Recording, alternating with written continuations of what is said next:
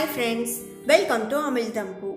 இன்றைக்கி நம்ம என்ன வீடியோ பார்க்க போகிறோம்னு பார்த்தீங்கன்னா கேஸ் ஸ்டவ் க்ளீனிங் தான் இந்த வீடியோவில் நம்ம பார்க்க போகிறோம். இப்போ நீங்கள் பார்த்துட்டு இருக்கிறது பார்த்தீங்கன்னா என்னோடய கேஸ் ஸ்டவ் தான்.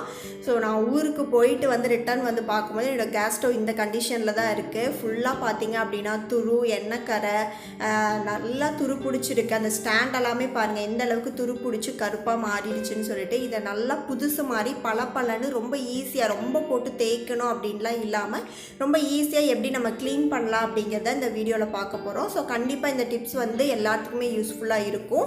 நான் பர்னர் இப்போ க்ளீன் பண்ணலாம், அதனால் அதை தனியாக எடுத்து வச்சிடலாம். ஸோ சிலிண்டர்லாம் கீழே ஆஃபில் இருக்கா அப்படின்னு சொல்லி செக் பண்ணிக்கோங்க. ஸோ வாங்க இப்போ எப்படி க்ளீன் பண்ணுறதுன்னு பார்க்கலாம். அதுக்கு முன்னாடி என் சேனலுக்கு யாராவது சப்ஸ்கிரைப் பண்ணாமல் பார்த்துட்டு இருந்தீங்கன்னா கண்டிப்பாக சப்ஸ்கிரைப் பண்ணிடுங்க. பக்கத்தில் இருக்க பெல் ஐக்கானும் கிளிக் பண்ணி வச்சுக்கோங்க. வாங்க இப்போ வீடியோக்குள்ளே போகலாம்.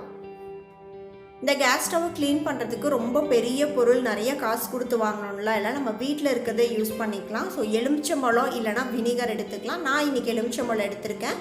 அதுக்கப்புறம் பேக்கிங் சோடா, நார்மலாக பேக்கிங் கேக்கு அதுக்கெல்லாம் பேக் பண்ணுறதுக்கு யூஸ் பண்ணுறோம்ல, எல்லா டிபார்ட்மெண்ட் ஸ்டோர்லேயும் இப்போ ஈஸியாக கிடைக்குது. ஸோ பேக்கிங் சோடா எடுத்திருக்கேன்.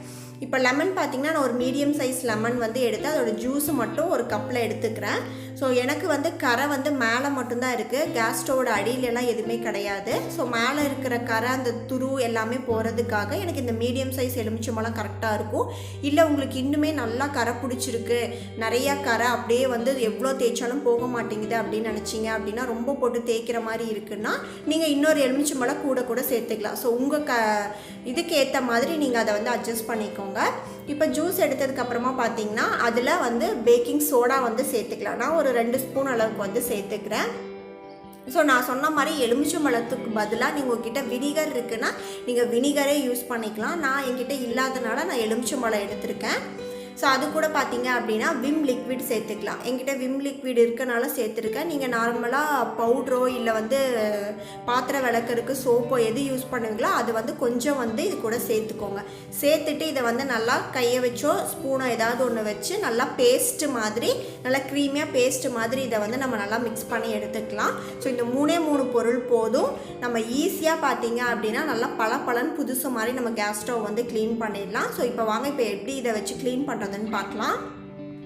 இப்போ ரெடி பண்ண பேஸ்ட்டை பார்த்தீங்க அப்படின்னா இந்த மாதிரி டூத் ப்ரஷ்ஷோ இல்லை கையிலையோ இல்லை ரஃபாக அப்படியே மேலே நம்ம ஊற்றி விட்டுடலாம். எந்த இடத்துல உங்களுக்கு கரை துருவெலாம் அதிகமாக இருக்கோ, என்னோட அந்த ஸ்டாண்டில் பாருங்கள், கேஸ் ஸ்டவ்வில் இருக்க அந்த ஸ்டாண்டில் ஓரங்கள் 4 ஓரங்களையுமே நிறைய துரு இருக்குது, நிறைய கரை இருக்குது.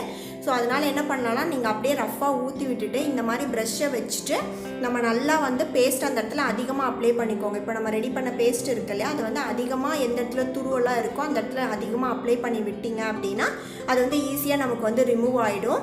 நீங்கள் ப்ரஷ்ஷை வச்சு ரொம்ப அழுத்தி தேய்க்கணுன்ட்டு இல்லை, லைட்டாக அதை அப்ளை மட்டும் பண்ணிவிட்டால் போதும். நீங்கள் அப்ளை பண்ணும் போதே நிறையா உங்களுக்கு சின்ன கரை எண்ணெய் பிசுக்கு துரு எல்லாமே உங்களுக்கு ஈஸியாக வந்துடும். இன்னும் ஒரு 5-10 நிமிஷம் இதை நல்லா நம்ம ஊற வைக்கும் போது பார்த்தீங்க அப்படின்னா ஃபுல்லாக க்ளீன் ஆகிட்டு பலன்னு ஆகிடும்.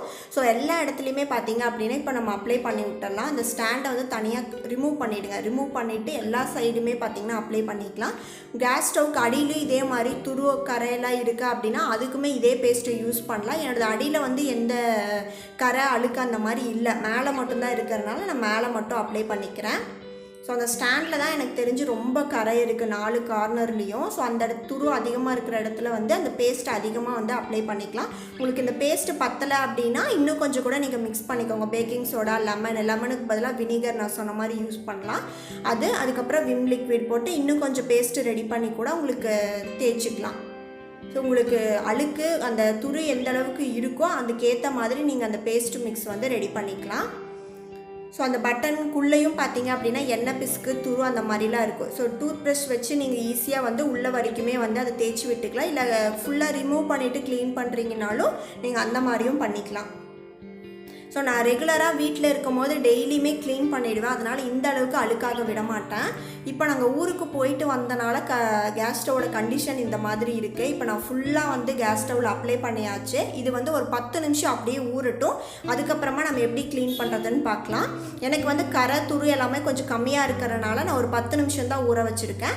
உங்களுக்கு கொஞ்சம் அதிகமாக இருக்க மாதிரி இருந்துச்சுன்னா ஒரு 1/4 மணி நேரம் இல்லை அரை மணி நேரம் அந்த மாதிரி கூட நீங்கள் இதை பேஸ்ட் அப்ளை பண்ணிவிட்டு ஊற வச்சுட்டு அதுக்கப்புறமா க்ளீன் பண்ணலாம்.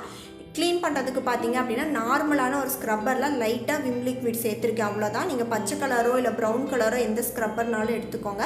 ரொம்ப அழுத்தி தேய்க்கணும்னு இல்லை, லைட்டாக நீங்கள் வச்சு ஸ்க்ரப் பண்ணிங்கனாவே உங்களுக்கு நல்லா இப்போ டிஃப்ரென்ஸ் தெரியும், அந்த கேஸ் ஸ்டவ் எவ்வளோ பளபளன்னு மாறிட்டுருக்குன்னு. ஸோ உள்ள அந்த பட்டனுக்குள்ளேயும் பார்த்தீங்க அப்படின்னா நல்லா அந்த ஸ்க்ரப்பை வச்சு நல்லா ஸ்க்ரப் பண்ணிக்கோங்க. ஈஸியாக அந்த அழுக்கு துரு எல்லாமே நமக்கு வந்து போயிடும். அடியிலையும் நான் சொன்ன மாதிரி வேணும்னா நீங்கள் ஸ்க்ரப் பண்ணிக்கலாம். எனக்கு அடியில் வந்து அந்தளவுக்கு அழுக்கு இல்லாதனால நான் மேலே மட்டும் பண்ணிக்கிறேன். ஸோ எல்லா இடத்துலையும் லைட்டாக அப்படியே ஸ்க்ரப் பண்ணி விட்டீங்க அப்படின்னா ஃபுல்லாக போயிடும். ஓரளவுக்கு எல்லா இடத்துலையுமே பார்த்தீங்கன்னா ஸ்க்ரப் பண்ணியாச்சு. இப்போ அடியில் பார்த்தீங்க அப்படின்னா நான் அழுக்கு இல்லை, பட் ஓரங்களில் வந்து கொஞ்சம் துரு கரை இருக்க மாதிரி இருக்குது. பட் அதை மட்டும் நம்ம என்ன பண்ணலான்னா லைட்டாக அந்த ஸ்க்ரப்பர் வச்சு நம்ம நல்லா ஸ்க்ரப் பண்ணி விட்டுடலாம். இதை வந்து நீங்கள் தனியாக அந்த சிலிண்டர்லேருந்து வருது இல்லையா, அந்த டியூப்பை கழட்டிட்டு தனியாக கேஸ் ஸ்டவ் எடுத்து வச்சு கூட நீங்கள் க்ளீன் பண்ணுறதுனா பொறுமையாக பண்ணலாம். இல்லை அப்படின்னா இதே மாதிரி க்ளீன் பண்ணிவிட்டு நம்ம கிச்சன் வைப் அந்த துணி வச்சுருப்போம் இல்லையா, அதை வச்சு நம்ம ஈஸியாக வந்து தொடச்சி எடுத்துடலாம். இப்போ நல்லா எல்லா இடத்துலையுமே நல்லா ஸ்க்ரப் பண்ணதுக்கப்புறமா நம்ம துணியை வச்சு தொடச்சிக்கலாம். ரொம்ப ஈஸியான மெத்தடில் பார்த்தீங்க அப்படின்னா நம்ம கேஸ் ஸ்டவ் சூப்பராக வந்து க்ளீன் பண்ணிடலாம். இப்போ நல்லா எல்லா இடத்துலையுமே வந்து ஸ்க்ரப் பண்ணதுக்கப்புறமா நான் சொன்ன மாதிரி கிச்சன் வைப் இருக்கும் இல்லையா, அந்த துணியை வச்சு நம்ம நல்லா தொடச்சி எடுக்கணும். ஏன்னா லெமன், பேக்கிங் சோடா அதெல்லாமே போட்டிருக்கோம் இல்லையா, ஸோ அங்கங்கே வெள்ளையாக திட்டாக வந்து உப்பு படிஞ்சா எப்படி இருக்கும் அந்த மாதிரி வெள்ளையாக நமக்கு வந்து படிஞ்சிரும். ஸோ அதனால் நல்லா வந்து தண்ணி வச்சு அந்த துணியில் நல்லா வந்து தொடச்சி எடுத்துருங்க. 2-3 டைம் நல்லா தொடைங்க. அப்போ தான் வந்து ஃபுல்லாக வந்து அந்த பேக்கிங் சோடா, லெமன் அதோட இது எல்லாமே நமக்கு போகும். இல்லைனா நான் சொன்ன மாதிரி அங்கங்கே வெள்ளையாக நமக்கு வந்து பிடிச்சிரும்.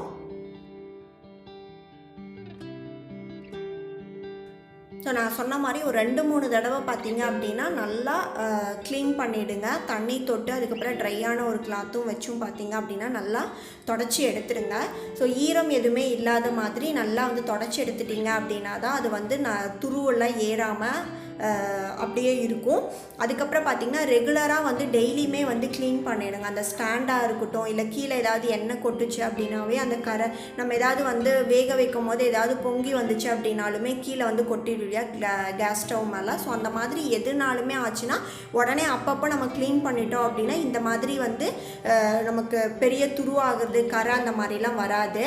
அந்த ஸ்டாண்டுமே பாருங்கள் இப்போ எந்த அளவுக்கு அந்த கரையெல்லாம் போயிட்டு துருவெல்லாம் ஓரத்தில் எவ்வளோ இருந்துச்சு, இப்போ எவ்வளோ சூப்பராக பார்த்தீங்க அப்படின்னா பலன்னு அந்த ஸ்டாண்டுமே வந்து க்ளீன் பண்ணியாச்சு. ஸோ இப்போ உங்களுக்கு பார்க்கும் போதே தெரியும், ஃபஸ்ட்டு நான் காட்டினதுக்கும் இப்போ காட்டுறதுக்கும் கேஸ் ஸ்டவ் எவ்வளோ வந்து சேஞ்ச் ஆகிருக்கு, எவ்வளோ பலன்னு வந்து க்ளீன் ஆகிருக்கு ஈஸியான மெத்தடில். ஸோ கண்டிப்பாக இந்த டிப் வந்து உங்களுக்கு யூஸ்ஃபுல்லாக இருந்திருக்கும், பிடிச்சிருக்குன்னு நினைக்கிறேன். பிடிச்சிருந்தா வந்து லைக் பண்ணுங்கள், ஷேர் பண்ணுங்கள்.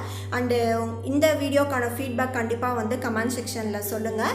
அந்த சேனலுக்கு யாராவது சப்ஸ்கிரைப் பண்ணாமல் பார்த்துட்டு இருந்தீங்கன்னா கண்டிப்பாக சப்ஸ்கிரைப் பண்ணிவிடுங்க. பக்கத்தில் இருக்க பெல் ஐக்கானும் கிளிக் பண்ணி வச்சுக்கோங்க. அப்போ தான் நான் போடுற வீடியோஸோட நோட்டிஃபிகேஷன் உங்களுக்கு உடனே கிடைக்கும்.